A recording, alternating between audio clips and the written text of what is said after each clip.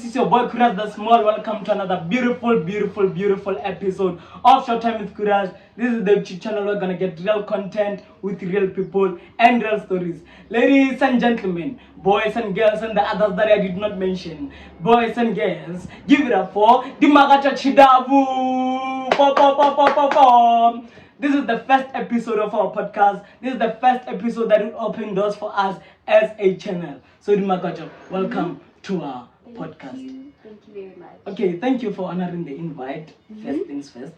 Okay, so Kirale man, Kirale. We have been procrastinating for too long because we shot the episode. We shot our first episode. Then you said you wanted a reshoot, and now we are shooting again. Actually, tell me the reason why. I didn't like the first one though. I feel like in the first episode I wasn't like closer to the mic. okay. In the first episode I wasn't like fully prepared, so I just thought like we should totally do a reshoot. So now you feel like you're prepared? Yeah. Are you sure? Yeah. Okay, then I want us to start from the beginning with your poetry journey because you do a lot of stuff for this. Yeah. So I want to know, when did your poetry journey start? Well, I began doing poetry. Okay, let me start when I was actually introduced to poetry. I was introduced to, I think, when I was 9 years old by a teacher.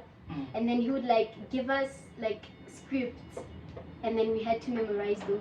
And he would tell us that the next morning we're gonna recite it at the assembly. Okay. And then it just went on, and we would also like recite during parents' meetings and So stuff like that. Wasn't that hard for you a bit? Because like At first, I'm not gonna lie, at first I was very nervous because like I would tell them like I can't do this, I can't stand in front of those big people like they were adults and stuff. But then I kind of got used to it, and then at some point I started writing my own poems and stuff like that. So okay, I want to know, as young as you were, okay, you knew how to memorize the entire thing that a person would write for you. Surprisingly, yes. Wow, that's great. So can you say you're intelligent? Not really. I just think I just have like a good memory. Okay. Yeah, I think that's what it has to do with it. And also like it's very easy for me to memorize like English words. So yeah, I think. Okay, so you're good in English. Sure.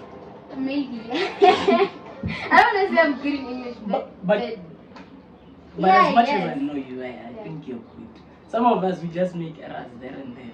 Yeah, English is not for everything. Okay, so your stage name for poetry is Little Miss Poet, right? So I want to know if the start of your poetry journey, because you started when you were young, né? I want to know if the start of your poetry journey has an influence on your name, because I think Lil means little. Little? Yes. Okay, actually I'm gonna answer that, but first I actually changed my name to a more professional thing because like now I'm starting to like go big in the poetry industry. But Little Miss Poet, it was like, okay, I was in poetry and I was just small, even though like I was, my age does not really suit my body and stuff like that. Yes. So I just thought, okay, I'm little and I like to be treated like a bit of an adult sometimes. So like it's gonna be like Miss and then also Poet, Little Miss Poet. It just made sense. But now that I think of it, I can't be going around and people booking me and going around with the name Little Miss Poet, you know. So I changed it from Little Miss Poet to just Dimakatso and Chidavu. Okay, what does the N stand for then? N is like my first like real name. Let's just leave it there. Let's just leave it. Don't go further. Don't go further. But we run on you. Okay, fine. N stands for Ntangeni. Was that so hard? Ntangeni is like my first name. Well, That's we what know N that stands you have N. What does it mean? Ntangeni just means like invite me. Ntangeni, like Isn't meme, like a meme. It just means like invite me. Isn't spade supposed to be similar to vendor anyway? Like, okay, but let's leave it for now. Okay, you said you're getting booked. Ne? Yeah. I want to know, what's your booking fee? I can't tell you that. Like, if someone wants to know the booking fee, it's not like it's not like an exact amount because it depends on the type of event. Like the people that I charge for like parties and weddings is not the same amount. Yeah, it's Okay, not. okay. So you can recite it within. So let's say Yeah. right now someone is marrying out there. Mm. Then they say you should write poem about them. Yeah. Can you do that? Yes. But also I need time. Like you can't book me within like 2 days and be like, I need you to come to my wedding in 2 days. No, like if you're gonna book me, it has to be a few months before, or like a week at least to for you prepare. to Because prepare, ne? poetry, like people just think poetry has to do with the writing. No, I have to write. I have to memorize the words that I just wrote, and also I have to work on my outfit. You know, sometimes I feel like the things that you say, they also have to do with the way that you appear. Okay. For you to look like, maybe if let's just say it's a traditional wedding, Mhm. for me to look like I am a traditional wedding poet, I have to be dressed that way. So I have to Oh, fix you have my to look the part. yeah, I have to, exactly, I have to look the part. So I have to go speak to my tailor, I get my dresses made, I have to recite what I just wrote and memorize it, I have to work on my actions. Like, you know, it's actually a lot of work. Okay, how long does it take you to, memorize a whole poem? If I wrote it, I think it would take like a day. By the end of the day, I would be knowing the whole thing. But if someone wrote it for me, it would take like maybe 2 days, because it's not like my own mindset and thoughts. You know, I feel like it's easier to memorize something if you thought about it, unlike someone that's else's true. thoughts. That's Yeah, true. it's like at school when they give you notes and you have to like know them. It'll take you like the entire year. Hey, damn. But if you wrote your own notes, it's Yeah, like easy to memorize it. that's Yeah. true. So I want to know here, Mm. what really influences your style of writing? Because I feel like you write about a lot of sensitive Yeah. stuff. Because like most of your things, no man, I wouldn't think that a young lady like you or a young person like you can write about some stuff. Because like it's giving something else. I think, you know, as a writer, one thing I like about being a writer is that you see the world differently, and as someone who writes, when you look into the world, you want to find the deeper meaning of things. You know, if like a couple walked by right now, I would look at them, and like you and I would both look at them and we wouldn't see the same thing. Mhm. Do you know that's possible? Yeah, I know. Like you could look at them and be like, oh wow, like a loving couple, and I could look at them and I already have a thought of a poem, like something big. I could write maybe about the impact of love in their lives, how I see the love in their eyes, and like a lot of people would actually like be really like surprised, like how do you even see love in someone's eyes? You don't even know the people and stuff. But that's the thing about being a writer. When you look at things, you see them differently than normal people, and I think that's what influences my style of writing and like the things that I write about. And I think I write about literally everything around the world. Like it could be gender-based violence, it could be the life of teenagers, like sad lives of other teenagers out there. Like it could be like a lot of stuff. Just anything that has to do with the world. Which poem of yours do you think is the most emotional poem you have ever written? I think. Wow. Okay. There's this other poem that I actually wrote a month ago, and it's titled "I Hated Him More Than Me." And it's like I wrote it from a sad teenager side of you who hates their father for like something that they did like in the past, and it's like really sad. I think that's like the most emotional one. Speaking of which, you're speaking about like the way in which a certain teenager was hating the father, Yeah, right? yeah. Like I'm wondering, has your dad ever done something to you? No, he's never. And like I say that like I don't write things mostly because of what I'm feeling. I write because of what I see and how I feel like if someone was given a chance, how they would respond. You know, like if I was to look at you and let's just say maybe I see like you're in a sad or like a bad kind of mood, I would write about like how I think you would feel. Okay. You know, like I write from other people's point of views. Yes. I don't know if that makes sense. It makes sense. Yeah, like a lot of stuff in like my poetry collections are really sad, but they're not really from my side. Yeah, it's just. I get it. You put yourself in someone's shoes. Exactly. It's like when you're acting, you get into another person. Right, I get it. So, in other words, you're saying you've never been through the stuff that you write about. Most of them. Not all of them, but most of them, yes. Like some, yeah, I do like feel that, yeah, I think this is like from an experience that I had. Oh, can you give me an example of one? Okay, poems that I actually wrote like about my feelings are poems that I wrote a long time ago. Let me think. Okay, there was this other poem this other time where like, I separated from a friend that was best friends when we separated. So I wrote that from like my point of view, how it feels losing a friend. You know, because you know how friends are like people that you're comfortable to talk to about everything. So yeah, I wrote something like that. Okay, so how does it feel like Bella losing? It's horrible because how I lost my friend, she committed suicide actually. Oh. So yeah. that was heartbreaking though. Like that was heartbreaking. But yeah, it felt really horrible and you kind of find it hard to like find new friends and stuff. But yeah, I guess it's part of life, right? Yeah, it's part of that. In life, you lose people and then you gain something. Exactly. So yeah, I guess now you're better. You can never heal from death, bro. You can never heal from death. I feel like you can't heal, but yeah, you you can't. just move on. You just move You on. can't. You accept. You That's know why I you say I accept. That's why Yeah. you do. I see. Yeah. Okay, then when you're afraid or like how the audience receives your poems, because like when you receive things, actually they don't come with we're not playing the honor. You understand? Yeah. Yeah. So like when you're afraid or like the audience will get this certain message or okay, oh this is what she's going through. Oh I feel sorry for her and everything. Yeah, that's why like if I know that I'm gonna perform in front of a crowd, I wanna know what's the occasion, like what type of event is it. Obviously if they're like Dimakatso, don't perform at a wedding, I won't go there and recite the I hated him more than me poem.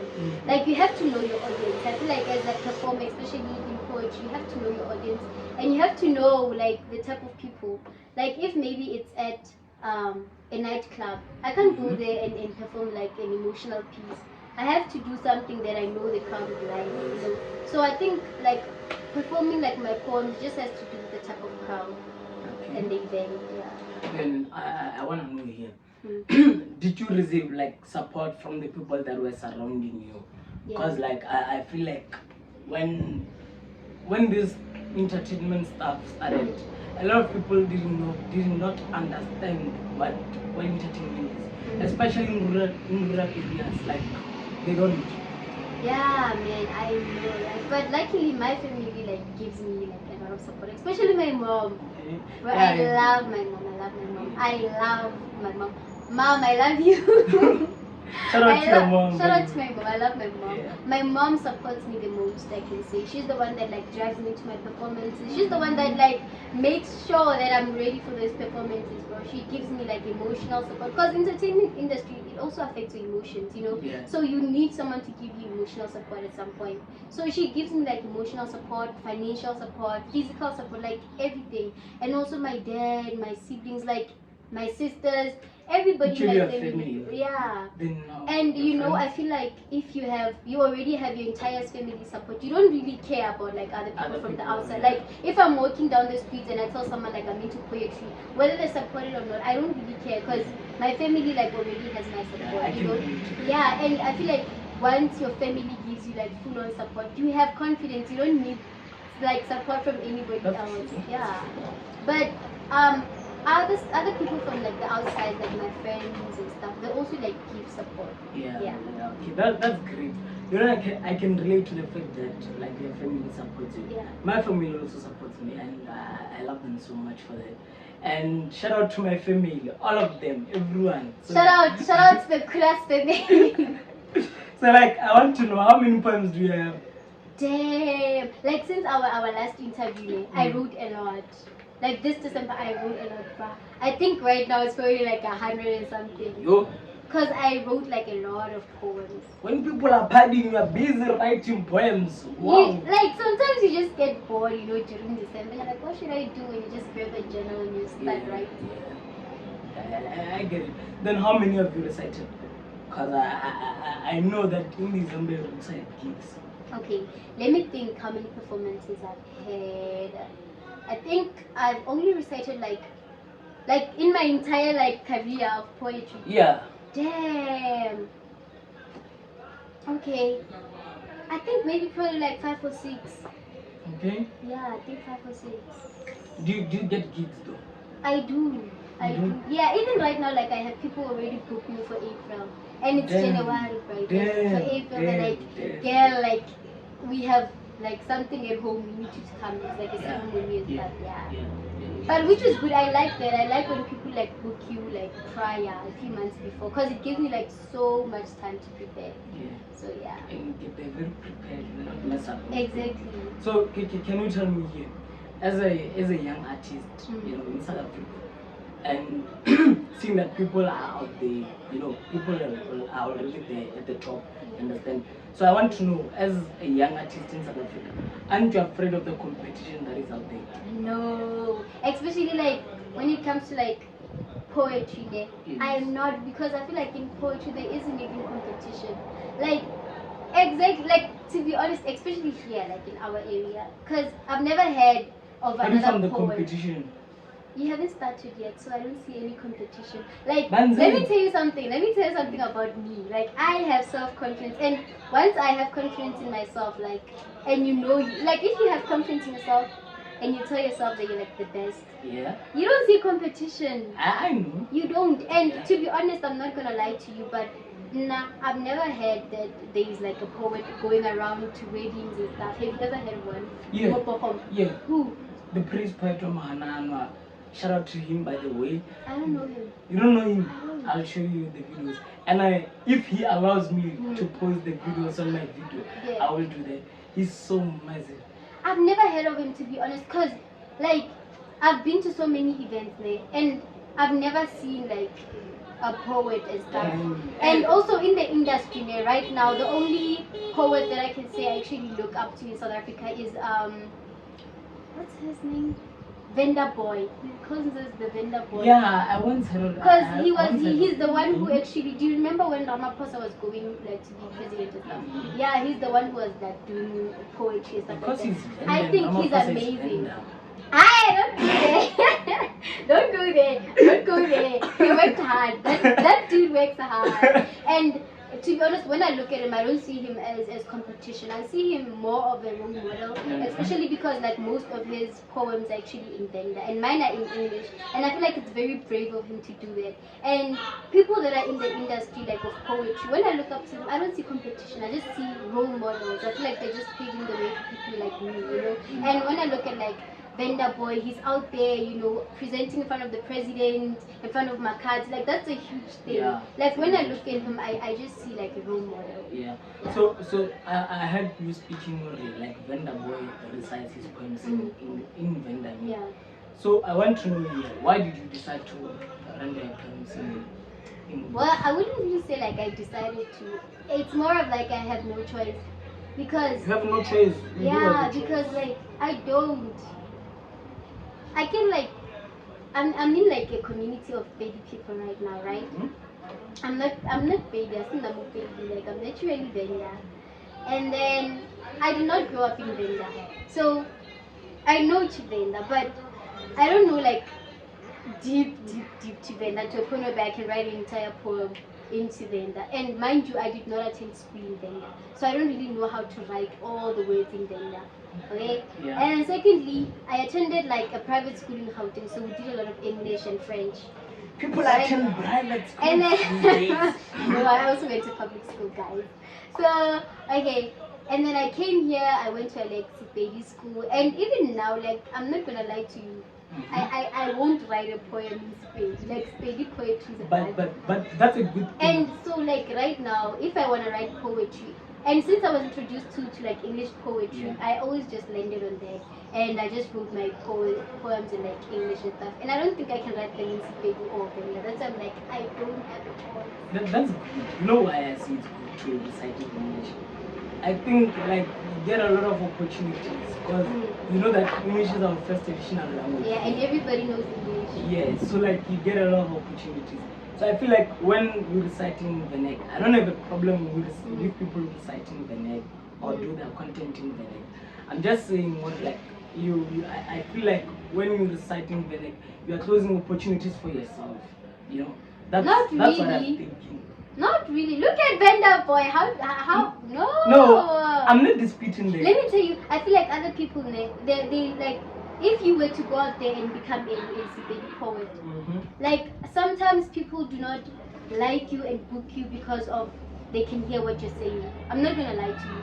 Other people, they book you because like they like your presence and like front of it. Yeah. Okay. They book you because they like your performance, not the words that you speak. I remember this other time I went to perform for NBC, right? I got there. People were drunk. It was late at night, around like 11 people. They were drunk, man. And I can tell you, they didn't hear a word I said. But they started screaming the first sentence that I spoke. You could tell that they were happy. Why? I was wearing a wenda. I was wearing traditional attires. It was Heritage Day. It was on the 24th of September. I was wearing a Venda heritage. They started screaming while I was climbing the stage because of what I was wearing. And secondly, I think they just liked my presence on the stage, you know, the confidence and all of that. And most of them, once I left the stage, they were asking for like my contacts, they were hugging me and stuff like that. And I swear, if you went and asked one of them what was she speaking of, they don't know. They just like the presence, you know. So I feel like sometimes it doesn't matter the type of language that you like present in. It just all has to do with your performance. Yeah, and how you just represent yourself when you're on stage. But you're right. Yeah. Hey, It's true though, like it's true, and like even now, like even when it comes to songs, like there are other songs still trend that we can we like, yeah, we don't even but understand what they're saying. yeah, especially like foreign songs, like trend the lyrics. Yeah, but we just found I get what you mean. Yeah. It's like it's about the connection between the performance. Exactly. Yeah, I get it. So I want to know here. What do you think makes you unique? What do I think makes me? From what? From other poets. Like what makes you stand out? Okay. I mean, I'm not gonna lie, I don't really do research like a lot of like South African poets and stuff like that. But I think, I don't know, because we all just like, we all perform, we all dress the same. Same. Like traditional stuff when you like have your traditional piece. Yeah. But I don't know, what makes me unique? I don't know, I'm not gonna lie. I don't know. What if I say your style of writing makes you unique? Okay, yeah, now I like that question. My style of writing. Okay, what I think makes me unique when it comes to like my style of writing is that like I can adapt. Like it's very easy for me to like adapt to like different types of poetry. Did you know that like poetry has genres? Yeah. It's not like poetry, because like there's praise poetry, there's lyrical poetry, there's actually something called jazz poetry, there's spoken poetry, slam poetry. Let's clarify it for them, for some people. Because people don't know the types of poetry. Insipid, give me kutrayathet. Exactly. Exactly. Tetrosolo, tetronefulo, tetrogale, you know those things. I'm just clarifying for some people. Yeah. and I feel like there are other poets who can't really expand from like if the person does praise poetry, they stick to that for the rest of their lives because it's something that they know how to do. But with me, I don't have like a certain genre that I'm like, okay, I do this type of genre. I do all of them.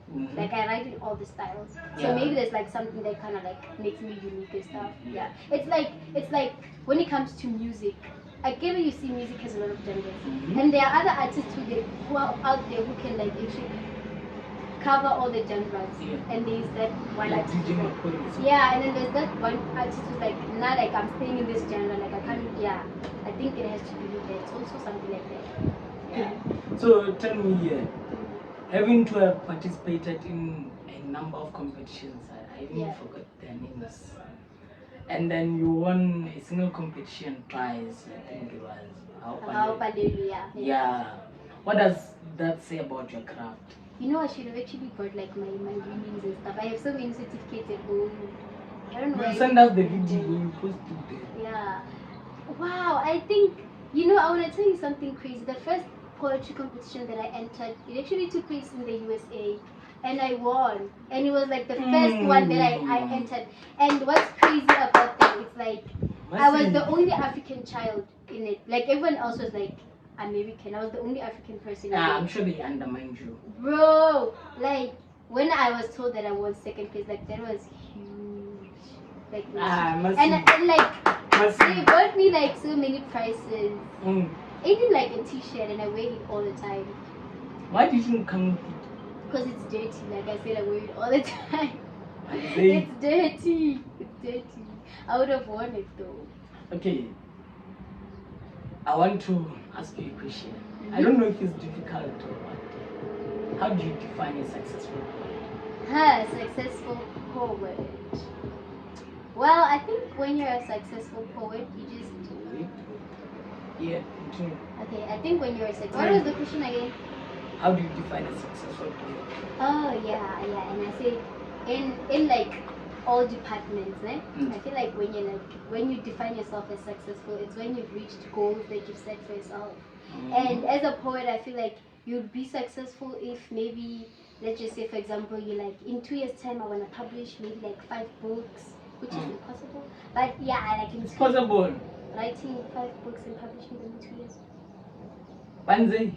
Like Okay, fine. I'm just saying, I'm just like giving an example, like, and then like, yeah, you just set like those type of goals, and then if you reach those goals in that given period of time, then I think you can like define yourself as like, yeah, now like I'm a successful poet. Okay, so in other words, you don't define yourself as a successful poet? No, because I still have like goals, like huge goals in the poetry industry that are like, I wanna like. Who do you wanna work with? Achieve and stuff. Don't say Vendor Boy. I know already. No, not Vendor Boy.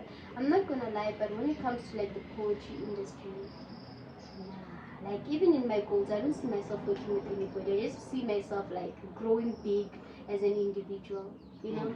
But maybe in like the radio presenting like department, that's where like I see myself wanting to work with like a lot of people. Yeah, that's true, because I feel like really like you poets, I think it's difficult for you to collaborate. I don't know. I never tried to, but to be honest, like if someone offered me like a collab, I wouldn't really like turn it down and stuff. But nah, I don't see myself going to someone and be like, let's collab, because I feel like individually. So when I'm alone, I do it even better, you know.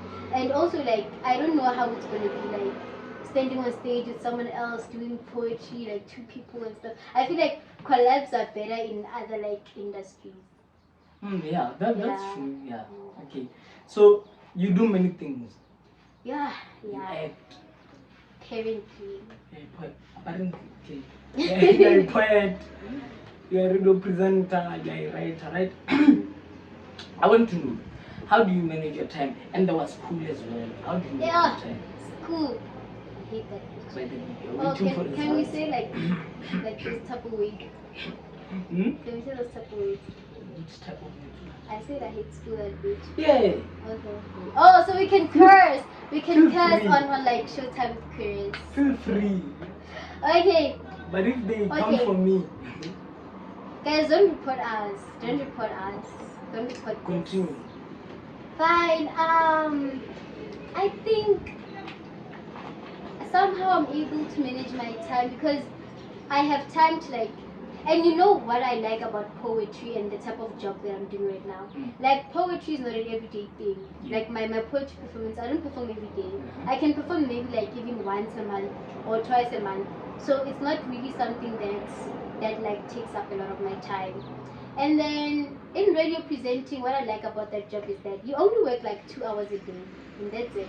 Like you just go to work in the morning for 2 hours and then you're done. So you have all that time to yourself. So I feel like even like if I want to write something, I come back from work, I still have the whole day. Like in 24 hours, I only work 2 hours. I still have 22 hours to like write and stuff like that. Yeah.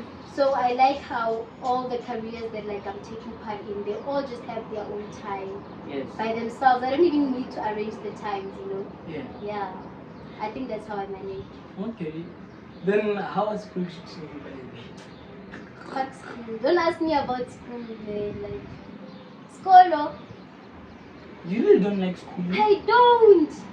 I hate school. You know, today on my way here, I actually saw the like kids that were wearing school uniform. I was like, yo, I'm guessing they're matrix. I felt sorry for them, bruh. I felt so. I was like, So tell me, when you're forced to go to school, I can't say we were forced. I just don't like school because obviously you need education. Like I wouldn't be a point. I wouldn't be even speaking English right now if I didn't go to school. I just feel like school is just a shitty place. I'm not gonna lie. Especially if you're in grade 12. Everything is just shitty and nothing is fun when you're in grade 12 because you come back home late. You're always thinking. You're always stressed. You can't even you don't even find anything fun. Even if someone makes a joke, like you're always sour. you just love them because Yo, I get it. bro, I hate school. I'm not gonna even pretend. Damn, you really hate school. I Look hate at your face. school. And like everything inside school. We have lost here. I hate school. South Africa, we are losing a child here. We are not losing a child. We are losing a child due to school. And I feel like school, like for us to hate school, sometimes I'm not gonna lie, it has to do with the teachers. I'm not gonna say names though, but it has to do with the teachers. The teachers give us like a shit treatment. I'm not gonna lie. Like some of the teachers, they really make it hard for school, bruh. And also the workload. I'm not sure if we should blame the workload on the teachers or the department, because the work that they give us, it's like they don't think that we have lives. Yeah. You know what I think now? I think nowadays what is happening to us is that like we are really our mindset is really shaped, or we are supposed to focus on school. If right now in a community there's a child out there, a child who's like 8 years old, that child is not attending school because we expect a child to go to school at that age, So if that child is not going to school, then people will look at that parent as an irresponsible parent. Exactly. Simply because of like our mindsets are like, oh, school is the only place that will lead us to success. School That's is not even true. only the place that will lead us to, having a lot of money and everything. And what I think right now, tell me if I'm wrong, is that we are going to venture to a world whereby like going to school is just you just go to school, man, for the sake of pushing up. You understand? Because of like I'm not saying it's a bad. Oh, okay, it's a bad thing, but I'm not saying What it's is a the bad thing? way. Going to school? No. What? Going to school and not doing anything with the education you got from school. Oh, okay. Yeah, that's why now when people say education is the key to success, their minds are already like education they're talking about school. Education is not school. Education is a different thing. School is a different thing. And I feel like we educate ourselves every single day. Yeah. Every single day you learn, and learning is actually part of education. Exactly. Yeah. So people right now think that education is school. No, education just involves learning, and those type of things, absorbing information. That is education, that is learning. You understand? So like I so wish that people can get rid of this mindset of saying like school is the only place that will lead us to success and everything. Because right now in South Africa, because I live in South Africa, this is what I do. There are people, there's someone out there who is like 21 years old or 20 years old. That person is still in high school. But then the parents and everyone can see that this person is not academically gifted, but they are still keeping him or her to go there, while that person can do something else that could benefit them. So what I'm saying is, like, if we had the chance, or if we had someone that would think for us and say, these kids when they are young, right, maybe when they are 5 or so, you go to school, you do something that you're good at, like you learn your kids, then you take them to a school where, for example, if I'm good in a team, or my child is good in a team, I take that child to an 18 school while they're still young, so that we know that, okay, we are raising an actor. Because even parents have a certain expectation that, okay, I'm raising a doctor here, okay, I'm raising an engineer. But as soon as you start taking decisions for yourself, it's something else, because they'll reshape you to become someone else, while your decisions are going to take you to be someone else. Yeah. You understand what I mean? And in this moment, I really just wish everyone had a mother like mine. Not to brag, but bragging. I'm not bragging, guys. I wish you guys had a mother like mine. Yeah. You know what I like about my mom? My mom, she listens. And like, I know like a lot of black, especially black parents, they don't really listen to a kid. Especially if you're still in school, if you tell them like, if you tell them like, Mom, I wanna like, when I grow up, I don't wanna go to university. When I'm done in school, I wanna go in like maybe acting and stuff like that. They won't listen to that. Shout out to your mom. They won't listen to that. But one thing about my mom, if you tell her, Mom, let's have a talk, she will be all ears. You tell her that, okay, right now I'm in school, but I also like poetry. Yeah. And I wanna write and I wanna go to like far with like my poems. And I'm not gonna lie, like a lot, like poetry is not a really like, it's not something that a lot of black parents could just be like, yeah, like they take poetry as if like one of the just like, okay, basically entertainment. Yeah, you see. They grow up not knowing much entertainment. Yeah, but my mom, she's actually the one who started advising me like, yeah, you know what, you're actually good at poetry. And let's go to like, when I won that first poetry competition from the USA, she's the one who's like, let's go to the radio and like get you an interview. You know, she pushed me, like it's like, she could see that I was passionate about it and she gave me that push, that little push that you need in your life to just go through success, you know. Dimakatso's mom, shout out to you. Shout out to my mom. Shout out to my mom. Yeah, you know, we need moms like that. Yeah, that's something like I just wish we had a mother like mine. She listens, and even like my radio presenting thing. I remember when like I was offered the job, I thought she was actually gonna say no, because I was offered the job while I was in grade 12. Yeah. And I thought she was gonna be like, I no one go there matric. I cannot get into the you know how parents are. But she actually, she just sat me down and she asked me, like, like, what do you want? Like, what do you want? She wanted to know, she wanted to hear my opinion, you know, and that actually like meant so much for me. And I told her that like, it's pretty cool, so I wanna go for the job. And the fact that she drove me to work and waited for me every single day. I remember first episode there, she actually dropped you off here. Yeah. I was like, yeah. And she came to fetch me. This is good. And you know, at work, she drives me to work and then she waits for 2 hours until I'm done. And then we go home. And that meant so much to me because during the weekends I was going to work. During the week I was going to school. I was stressed by school, but she didn't tell me to stop. She would just ask me like, are you coping? Are you coping? Like if you're not coping, you can tell me. I'll tell the manager at your work to like give you a break. But I was like, no, I got this. Shout out to your mom. You know, shout out to my mom, guys. So I want to I said you do a lot of things, like team coaching. Yep. Which one is your favorite? Like out of all of them? Radio presenting. No, poetry. You're confused. No, acting. I'm kidding. Okay. They're all my favorites. All of them. Banzi, I'll kill you. No, I'm serious. They're all my favorites. I don't have a favorite, like one out of all of them. Yeah. I love all of them. That's nice. Like if I was told, like you're no longer working at the radio, I'll be very sad. And if I was told that I can no longer like do poetry, I'd be very sad too. Yeah, I understand. It's like a parent having children. Yeah. And they love all of them. And all the kids are like unique and different, but they still love all of them. Yeah. Something like that. So I want to know you. In everything that you do, poetry, radio presenting, everything. Who is your role model? Okay. In poetry, like I think my role model would be Maya Angelou, R.I.P. the peaceful soul. She died. She was a Black American poet, and I really love her style of writing. And I love how like she's one of those Black women poets who came up like back in the days, back before like it was even a thing. Like, yeah. I really love her. She's bold. She's confident. Well, she was. Let me say she was, because like she passed on and stuff. But yeah, in poetry, Maya Angelou is my role model. And then in radio, I have a lot. Okay. Just mention two.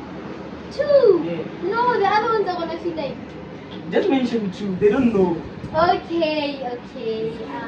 There's Karo Ngweng. Yeah. She's actually the one who like trained me into the workplace and stuff. I love her so much. Shout out to you, Karo. And then there is let me see. Okay, let me think out of the other list that I have. Okay, so there's this presenter from Capricorn FM. I listen to her every day. Her name is Hlekani Shikwambani.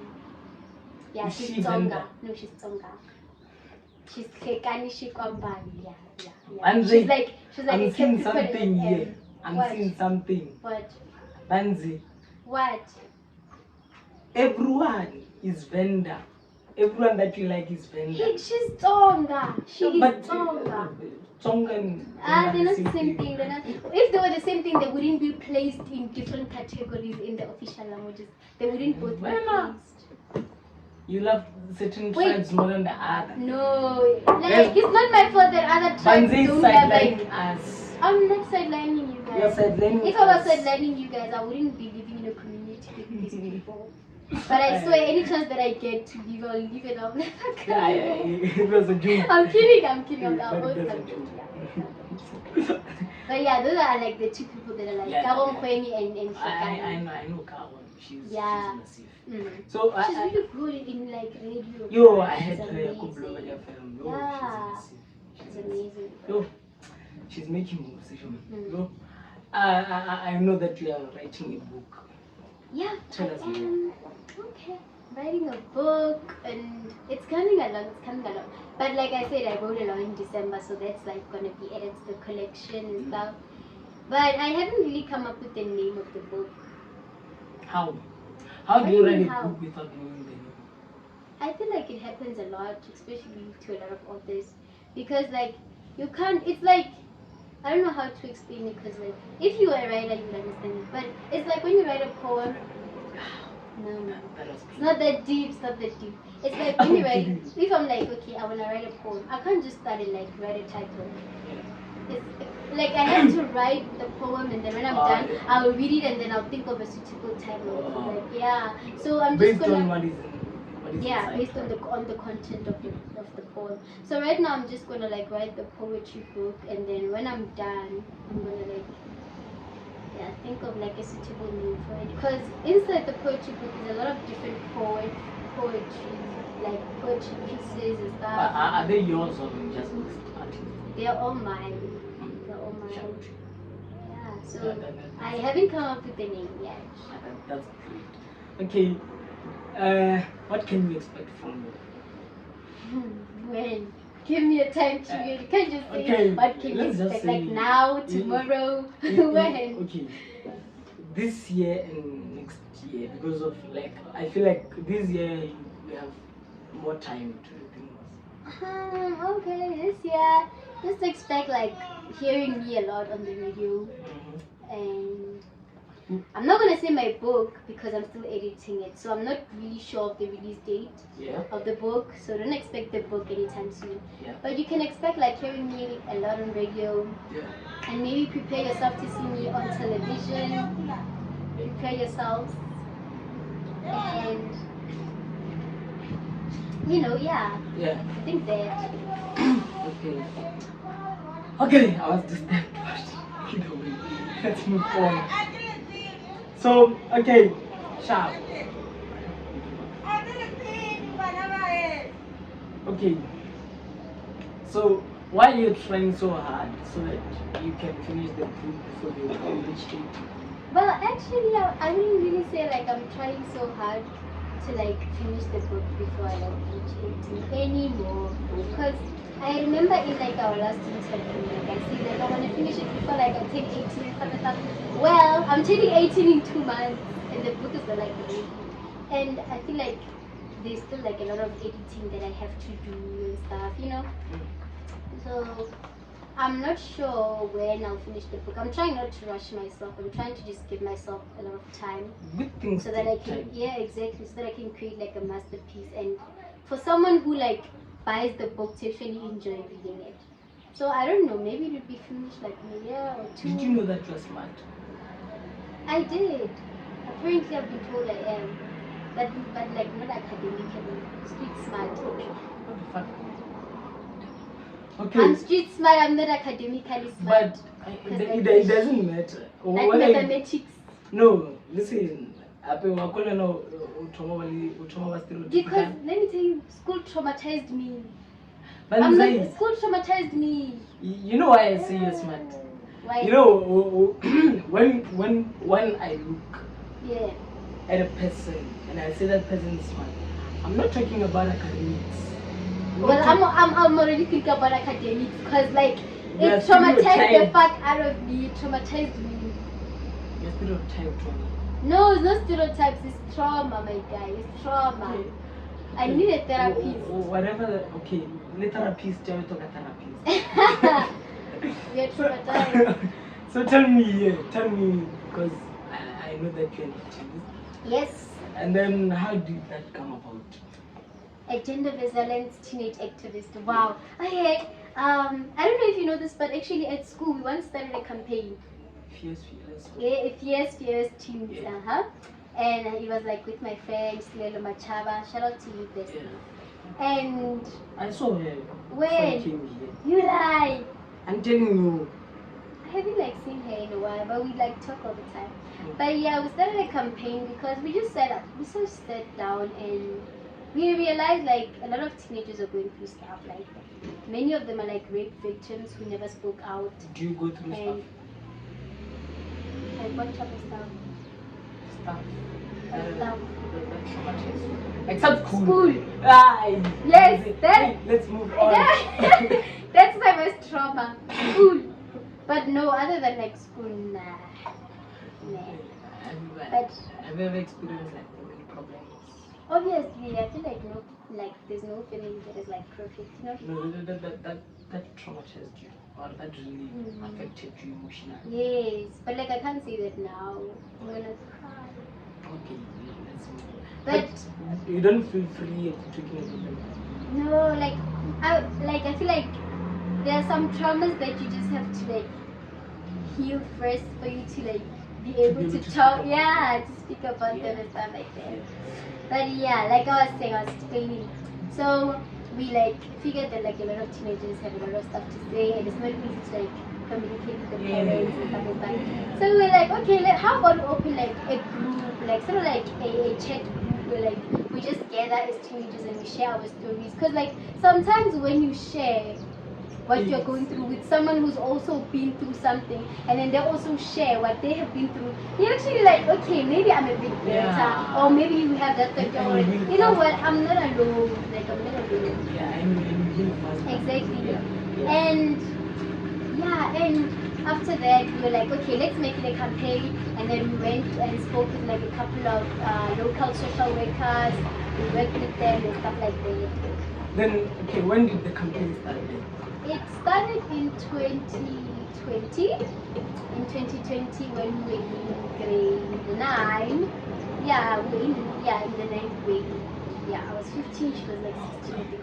You were very young, but you were smart enough to start a campaign for young people. Like I said, I always try to see the world from other people's point of views. So as I looked at the world from like other teenagers' point of views, I just thought, you know what, maybe like they're going through a lot and we should just try and be there.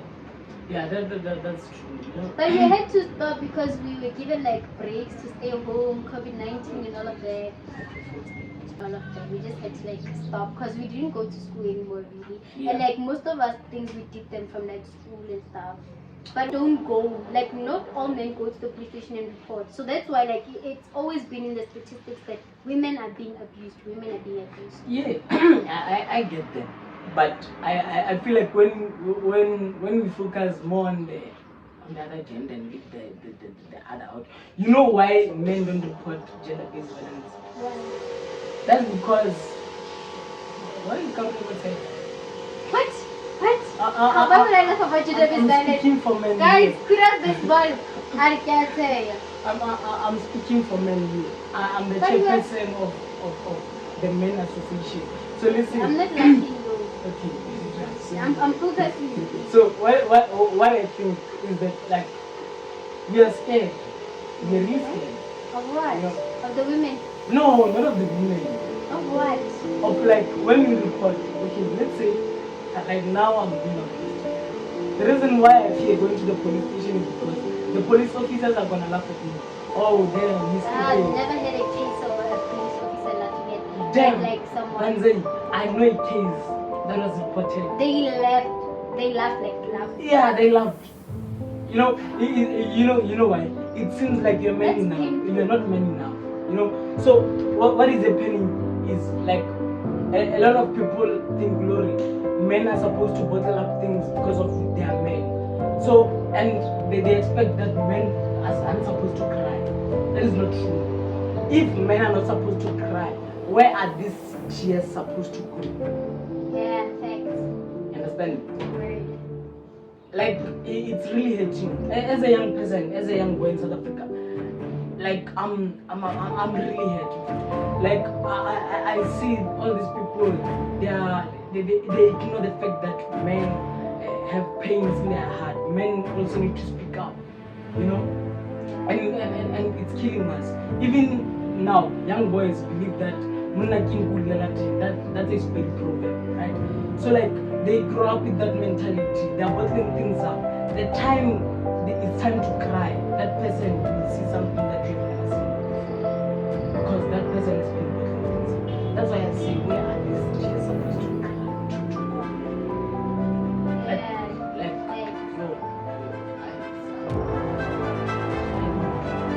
But now, even like gender-based violence, they have a new term for it. They don't really like refer to it as only GBV. They say GBVF. Have you heard of that? GBVF. It's gender-based violence and femicide. I get femicide is the killing of women. See what I was talking about. Yeah. You know, I wish there was someone, but maybe I will be that person. You should be a cop and stand up for the men. Not a cop. Come on. I think you won't laugh at them when they come in the cop. I'd rather be something else that would stand up for men. Shall open a campaign? Yeah, maybe something like that. I'm working on it. For men. Yeah, I'm working on it. You know, That'll also be something unique. Yeah, you see. Yeah. Yeah. Please, I think I don't talk. As us as like FFT will give you full support as FFT. Yeah. So, and it will also help like teens to grow up and learn that okay, this is how we live. We speak up. We don't bottle things up. Guys, if you have problems, please speak. Speak this now thing or of you like committing suicide is not good. Like I'm concerned about people.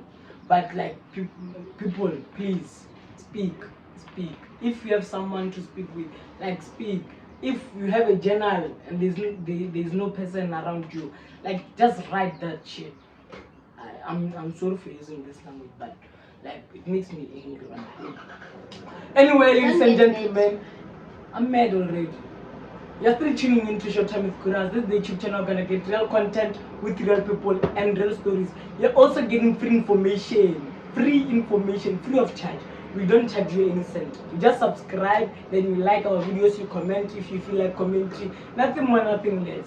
Just subscribe me. You'll get a chance to win absolutely nothing but content. You understand? And also, if you feel like there's someone who like enjoy watching this, you can also share. Press the share button. Thank you. And share it to your favorite people. Thank you. So, Banze, can you tell us about the global development? How did you get that? Okay. Like as I mentioned that like my mom like took me to like interviews, my poetry and stuff. It was like last year, it was 16 June. And on my birthday. Oh yes, I remember it's good. At 16 June, Masubutsanga Manaka, I texted her on like Facebook and I told her like, hey, since it's like 16 June, I'd just like to come to the studio and like give like a poem for like 16 June and stuff. She's like, yeah, sure. I remember you were wearing uniform. Yeah, like. And she like, okay, fine. Then she gave me the time, and then I went there with my mom. And then after like the poem, they actually asked me a few questions, so it just became like an interview. They interviewed me about like my journey through poetry and like the message that I have there and people and stuff. And then when we were done, we were actually leaving the studio, and the manager like stopped us, and then they were like, they asked to speak to us, and then we went into this other room. And they just told my mom that like they like my presence on the mic, and they think like I have the qualities of the type of person that they're looking for, because at the time they were actually looking for like young radio presenters. And so they were like, how would I feel if like I became like a radio presenter for this other new show that they had for the UK? And I immediately looked at my mom, like immediately. And my mom looked at me. And Were my you mom was excited? like, no, I was shocked. Because like I never thought like me, like So, I okay, didn't wait, know. wait. You didn't know that you were a good radio presenter? No. I know, like, Wow. I never even thought that I would be like in a radio station, like being a radio presenter, you know. And after that, my mom looked at me back and she was like, "What do you think?" I'm like, "Yo, like that's me. I don't know. What do you think?" And then my mom was like, "I don't know. What do you think?" I was like, "Okay, fine. Like it sounds like a good opportunity. I would take it." And then they were like, "Are you sure?" I'm like, "Yeah." They were like, "Okay, you're hired. You can start tomorrow."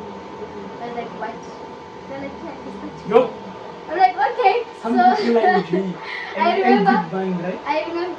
So, I remember it was a Friday, and then they were like, the show will be airing like each and every Saturday. So they were like, the next day it's Saturday, I should start tomorrow early in the morning.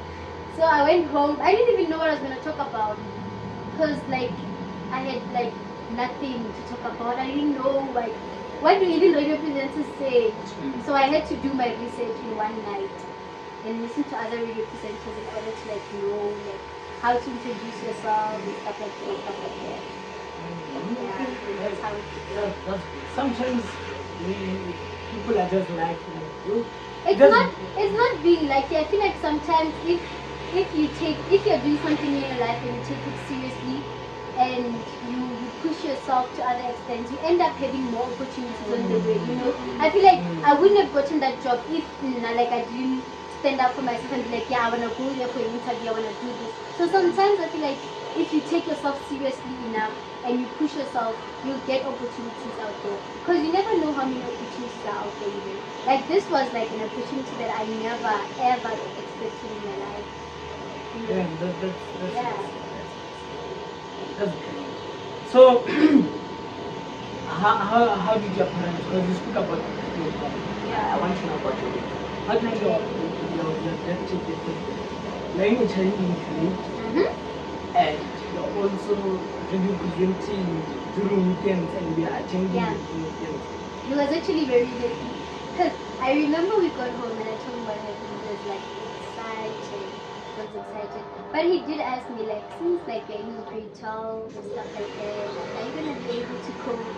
And I was like, yeah, like I'll manage. Like also like I will be working only on weekends. So that's nice. And my dad, like every time my mom takes me to the studio, he makes sure that he tunes in. Like, he listens from home. And every time when I come back from home, he's like, oh, I heard you say this and this and this and this, and then we just laugh about it. Yeah. You know. So yeah, he took it very well. You sometimes like discuss the things you said on the video. Yes, all the time, like all the time. Especially my dad, because like he likes to make jokes a lot. So it could be like, I heard you say this and this and this and this, and then we just laugh about it. And it's like, yeah, like this and this and like I start explaining and stuff like this. So. Yeah, that's so many support. Exactly. Even though you're bragging about your mom. I will brag about my mom every day, all day. I'm not gonna lie. Like you know, when you have a perfect person in your life, you can't stop yourself from thinking about that person. You can like my mom is perfect. I'm not gonna lie. My mom is perfect, and so is like my siblings. Mom is little. Yeah. That's nice. That's nice. How did you feel the first time you went on radio? Because like I feel like you didn't even have the vision of being a radio. I didn't, and like you know, I was very lucky. I met Matavela Opilo. Shout out to him. Yeah, shout out to Opilo. I feel like meeting him there made me feel immediately comfortable because you know how funny he is and he just takes like situations very lightly. Yeah. I feel like if he was not there, like I feel like if he wasn't there for me, like when we started working, like everything would have just like gone so bad. But he was there like telling me, okay, like these are the rules for radio. Honestly, he's also good, man. He is. He's so good. Like we started working during the same year. But it felt like that he had like 10 years experience, bro. He's good. He is. And he was the one who was like teaching me like radio rules, like this is how you should speak. And he told me you should come up with like a nice like introduction so that people can always remember you, like leave a signature. Like he told me like many things. That's why you are Mukororo. Yes, right? yeah. What does it mean? Mukororo means the princess of the vendors. Yeah. Yeah, No, I mean it's the actually princess. Mukororo wa Muvenda, means a vendor princess. So, I thought you are from a royal family. Not Because something like that. It seems like everyone in Venda comes from a royal family. Maybe because there are a lot of like royalties like in Venda. Is Venda that big? I don't know Toyando. Venda is big. Venda is big because it has like, it's like saying like a Bochum. Bochum has a lot of places. Yeah. It's also big. Yeah. It's like there. Yeah, I get it. Who's calling me mind? I don't like people who call me when I'm shooting. So I want to know, like, why do you use different names for radio and poetry? Because they're different personalities and they're different people. Okay. The person that I am when I'm on the stage reciting a poem is not the very same person that I am behind the mic in the studio. That's basically like getting into character. Can I answer this person? Hello. What shooter? I'll call you. Sure. So yeah, continue. Okay, they're like different people. And the person that I am sitting here right now is not the very same person who stands on the stage and recites poems, and it's not the very same person who sits behind the mic in the studio and speaks to the listeners. So they're different people. It's That's like getting why, into character, right? exactly, they're like different personalities. Can you get into character? Or you are not? Not really. I think I get into character when I'm in that situation. Like Let me give you a script. No, like we no. are freestyling. Like if right now you were to put me in the radio studio, I would literally get into character. Like I'd be a professional like radio presenter and stuff. Then present yourself. Are you serious, bruh? A bit. Sound like your own blue megaphone. Okay, let me get into Even for Dimakatso Mukorora and then, okay? What was my introduction say again? Hi, Bansi. How? I'm not you. Okay, let me start you. What if you are auditioning here? What if you are the next co-presenter? You never know. Okay, it goes something like this. Dimela mtheletsi wena ka mo gae ra go tsamisa le wena ile ro ka ra sefatanaga ile ro bona o dutse ka mo mokhotheng wa itsina o tshireleditse sealemoya sa gago sa Mamorata Blowback FM 95.0 MHz o tsamisa ke mangelesi yena Dimakatso Chitabo Mukololo ba Venda. Damn! Something like that. Hi, I'm gonna get a one for you. This is great. It sounds something like that sometimes. Yeah. When I'm like in studio, it's like weird. Even if someone comes and they're like, "Rokilo ko radio represented," and I'm just feeling like, yeah, and like I think it's difficult. It's like when you present with feels an actor. Exactly. Act for me. Hey, actually, because like right now I'm at home. When I'm at home, like it's just me. Yeah. And then you come radio. Like, are you serious, bruh? People, man. And it happens a lot, especially family relatives. No. And yes. I'm not gonna lie, but it is kind of annoying sometimes. Why can't you just learn? We hear me on radio. And that's it. When we get home, I'm Dimakatso. Thank you. Yeah. And when you get home, I'm not Mukololo. Okay, if I want this, if like they want us to do something for them that is specialized, maybe they want you to do page, they must just stop for Roma because Babala Pisha. They must treat you like a celeb simply because you're a social title. I'm serious. Bala Pisha, I'm only serious. But to be honest, I really like keeping it that way, keeping it like in a way of which I have a character for each and every job that I do.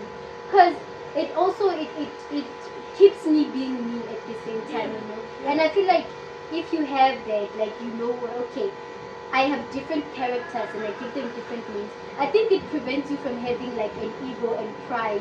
I feel like what's going on about tomorrow, like in life, they have pride because they're carrying around that character of who they are everywhere where they go. Like exactly, if I carried that title, I'm the radio presenter everywhere that I went, it would give me like a pride, and the pride was high pitch.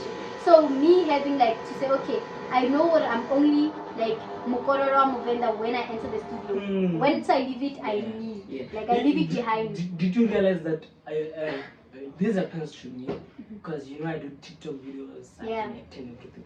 So like it happens to me that when I'm in the shops, I don't know if it also happens to me.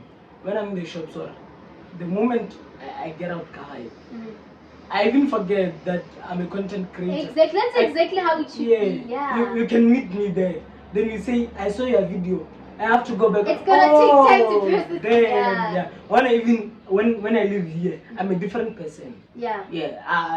I'm not gonna be the same. And I like that because it doesn't like you learn how to socialize well. But like you don't how not that mindset or like stuff like that, I wish people could learn that. Yeah. And it's really like weird seeing other celebrities carrying their titles with them. Like they don't leave their titles behind. Let me tell you, when they're in public, you can tell this person like why people just read you can't even approach them. So what advice do you have for young Dimakatso out there? Okay, young me, I don't know like in which department you're like referring to, because like I can't really do that. Okay, what I can tell you is that follow your dreams and anything is possible, regardless of where you come from in the world, what kind of house you sleep in. That should not determine your future, and that should never determine who you are. Like just because, let's just say that is not who you are. It's where you are, it's not who you are. So do not let that drag you down, and just always follow your dreams, whether you have support or not. And one day, hopefully, you'll make it. That's great. So can you give them your social media platforms? Okay, Instagram and Facebook and Twitter, it's Dimakatso and Chitabo. And that's all. And also TikTok, it's Dimakatso and Chitabo. You see, I don't use Little Miss Pro anymore. I can hear that. Okay. I wanted to ask you a certain question, but I feel like... What is it related to? No, I was about to ask you, like, I saw this other post, they say, if parents would learn to apologize, most things would end. So, so I wanted to know what's your point of view on that one, because I have my own point of view. So it would be very interesting to I think that's actually a huge fact. If parents learn how to apologize to their teenagers, or not even teenagers, like their kids, a lot of kids would heal. Because I feel like a lot of kids, the things that are hitting them on the inside are just words and actions that the parents did, and they never really apologized for that, and they never really acknowledged that, or even acknowledge the fact that they are wrong. So because they always want to be right. So a lot of things that are hitting teenagers, if only a parent could just be like, you know what, I'm sorry, I hate you, it could erase a lot of things in their lives. Because I was having this conversation with you yesterday. So actually, it's not him alone. A lot of people actually, I was a peer educator when we were in high school, right? So a lot of teenagers would come to me. Then I realized that, okay, these people, they are really hurt. As much as they are young as they are, they are really hurt. So they are hurt by their parents. A parent can either build your confidence or destroy it forever. And I feel like if they are the ones that will cause the pain that you're feeling, for them to say, my child, I'm sorry, and they really mean what they say, most of us will be at better places. And I feel like other things in life, they don't really require therapy. They just require an apology. Simple. There are other situations where you can go to as many social workers as you like, and you still don't feel that closure within you. But only that one word from a parent, sorry, it could heal everything. Exactly. So they're just other pains that don't really require like therapy. They just require an apology from a parent. Okay. Anyway, thank you for coming to the show. Thank you for honoring our Thank you for invite. having me. So this has been a wonderful episode. I hope they learned a lot. This has been a wonderful episode. I wish nothing but the best for you in the future. Thank you. We are starting the new year right now, so I wish nothing but the best. May this year be a prosperous year. And yeah, cheers to more geeks, more money. We are doing cheers with water, by the way. Cheers to Cheers to money. Yeah. Cheers Money. to success. Yes. Cheers to more opportunities. Yes, and more money again. Cheers. Yes, and more money. Okay, ladies and gentlemen, this is your boy Khuras the Small, and this has been Showtime with Khuras. So, ladies and gentlemen, that first episode here right now, I'm welcoming you to a world of adventure, a world of learning, a world of opportunities, a world of entertainment, and a world of fun. Ladies and gentlemen, this has been Showtime with Khuras. I was chilling here with Dimakatso aka Ladies Point. Don't forget to like, comment, share, and subscribe. Voila, I love you all. Dango.